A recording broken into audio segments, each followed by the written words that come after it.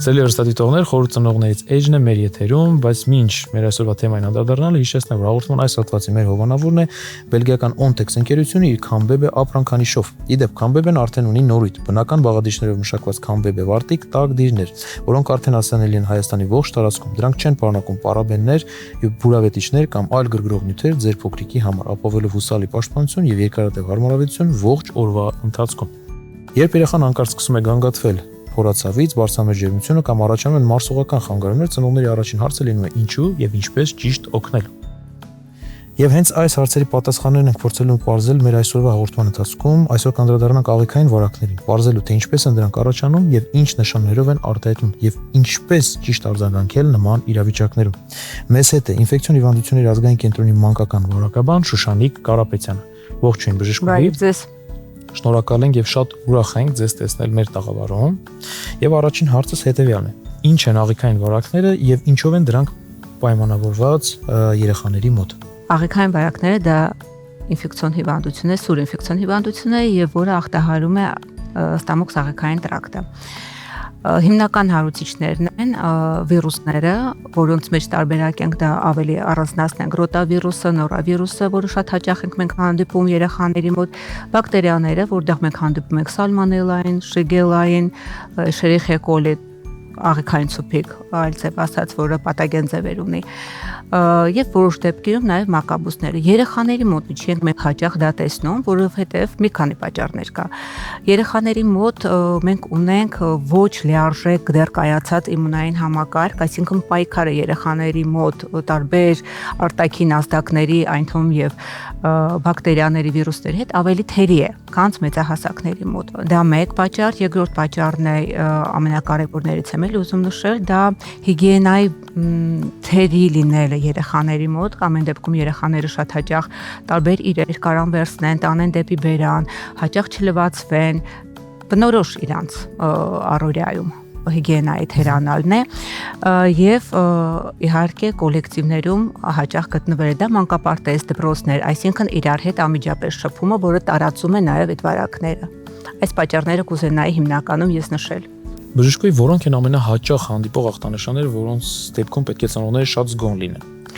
Նախ սկսենք նրանից, որ աղիքային վարակի ժամանակ ինչ է տեղի ունենում ենք հիմնական գանգատները, որ լինում է երեխայի մոտ եւ առհասարակ աղիքային վարակների դեպքում դա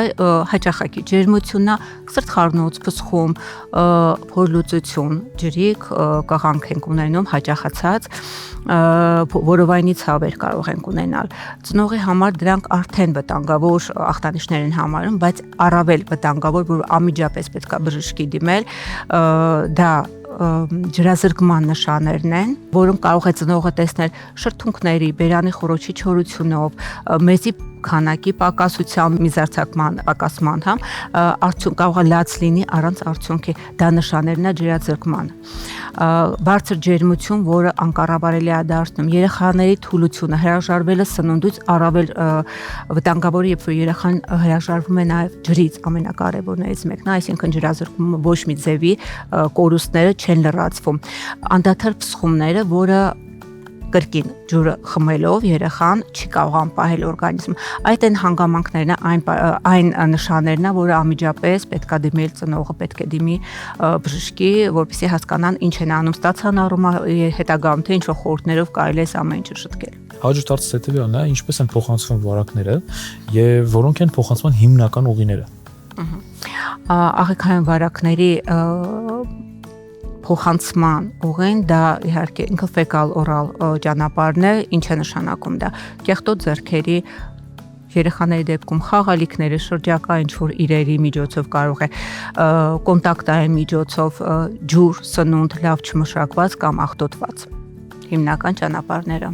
Երբ է անհրաժեշտ դիմել բժշկին եւ որոնք են այն վտանգավոր նշանները, որոնցից ելնելով անմիջապես անհրաժեշտ դիմել բժշկին։ Ինչպես ասացի, դա ջրազրկումն է, որը կարելի է որոշել նկատելով երեխայի շրթունքների, բերանի չորությունը, մեծի քանակի պակասումը,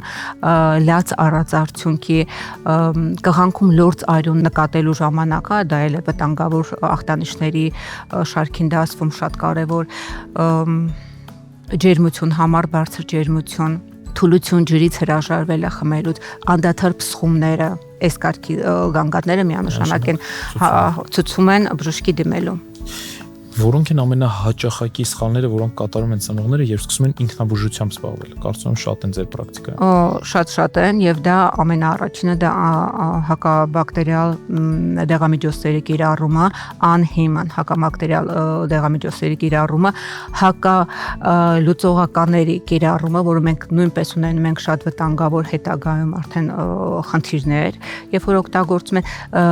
ոչ պատշաճ քանակությամբ հեղուկների տալը այդ ժամանակ եւ իհարկե մի քիչ թե շատ հեղուկների մասին է խոսքը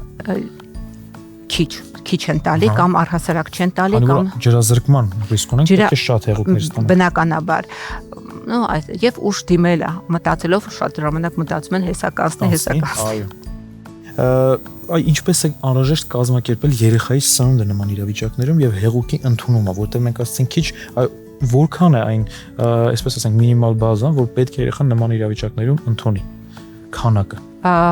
քանակը նախ այնքան ինչքան որ ինքը կխմի, ինչքան որ կարողանա խմել, բայց ամենակարևորը որպեսզի չտալ մեծ քանակությամբ միանգամից, այլ տալ հաճախակի, բայց փոքր չափաբաժիններով, որպեսզի կարողանա յուրացվի, քանի որ հասկանում ենք, որտեղ բորբոքում կա, բորբոքումը ստամոք աղիքային տրակտում եւ յուրացման խնդիր մենք միևնույնն ունենք եւ փսխման դեպքում մենք դա կրկնապատիկ է մեր յուրացման խնդիրը եւ հնարավոր է ցանկացած ջուր տալուց, հեղուկ տալուց մենք ունենանք փսխում։ Դիետայի առումով, այսինքն սննդակարգի առումով հարցը հնչեցրեցիք, սննդակարգը ստեղ պետք է լինի իհարկե ջրամարս սնունդ, հիմնական որ մենք ենք խորհուրդ տալի դա բրինձնա վարսակի շիլաներ, բրինձի շիլա, վարսակի շիլա, հնդկաձավարի կիրառումը, շիլաների տեսքով, այն երեխաները, որոնք կաթ են օգտագործում, կաթնամթերքը մենք հիմնականում հանում ենք, իսկ ով որ կաթ է խմում, ադապտիվ կաթեր, կաթնախառնուրդներ, փորձում ենք ամենայն դեպս անցնել առանց լակտոզայի, որը մարսողության առումով ինքը մի քիչ դժվարացած է լինում, լուծը այս դեպքում եթե մենք թողում ենք նույն լակտոզային կաթնամթերքների վրա, մի քիչ երկարում է process-ը։ Կրծքով կերակրող մայրերը միանշանակ շարունակում են կրծքով կերակրել եւ ամենակարևորը ուղղակի մայրերը իրանք մի փոքր իրանց ռացիոնում փոփոխություն են սննդակարգի մեջ կատարում, որպեսզի վնաս չտան երեխային։ Եւ վերջին հարցը բժշկուի կապված այս թեմայի հետ, ինչ կանխարգելիչ միջոցներ են անհրաժեշտ անել, որպեսզի երեխաները խուսափեն նման որակներից։ Կանխարգելիչ երեխաներին իհարկե փոքր տարիքից պետք է սովորացնել հիգիենայի կանոնները, հաճախակի ձեռքերը լվանալ, խաղալիքները եւ մակերեսները մաքրել հաճախակի, ծնողների կողմից պետք է դա պարտադիր պայման լինի եւ հետեւողական լինեն, սնունդը պետք է լինի մաքուր, զերծ ցանկացած տեսակի վարակներից, այսինքն ստուգված ջուր, մաքուր ջուր, սննդակարգը պետք է լավ, սնունդը պետք է լավ մշակված լինի թերմիկ թե մեխանիկորեն։ Հիվանդ երեխային պետք չի ուղարկել կոլեկտիվներ, այսինքն մանկապարտեզնա դպրոցներ, որտեղ շփման միջոցով նույնպես մենք ունենք, այո, մեկուսացում պարտադիր է այս դեպքում։ Բժշկուի շնորհակալություն նման կարևոր ինֆորմացիայի համար,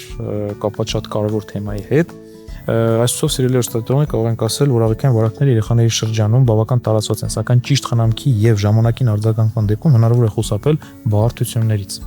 Սիրելի ծնողներ, ցանկացած կասկածելի ախտանշի դեպքում մի զբաղվեք ինքնաբուժմամբ, անպայման դիմեք մանկաբույժի եւ հետևեք մասնագետի խորհուրդներին, ապահովելով երեխայի անվտանգ եւ արագ ապաքինումը։ Ինչպես նաև հիշեցնեմ, որ հաղորդման այս հատվածի մեր հովանավորն է բելգիական Ontex ընկերությունն իր Քամբեբե ապրանքանիշով։ Իդեպ Քամբեբեն արդեն ունի նորույթ։ Բնական բաղադրիչներով մշակված Քամբեբե վարտիկ տակդիրներ, որոնք արդեն հասանելի են Հայաստանի ողջ տարածքում։ Դրանք չեն պարունակում պարաբեններ, բուրավետիչներ կամ այլ գրգռող նյութեր ձեր փոքրիկի համար, ապավելու հուսալի պաշտպանություն եւ երկարատև հարմարավետություն ողջ օրվա ընթացքում։ Իսկ մենք շարունակում ենք մեր հաղորդումը։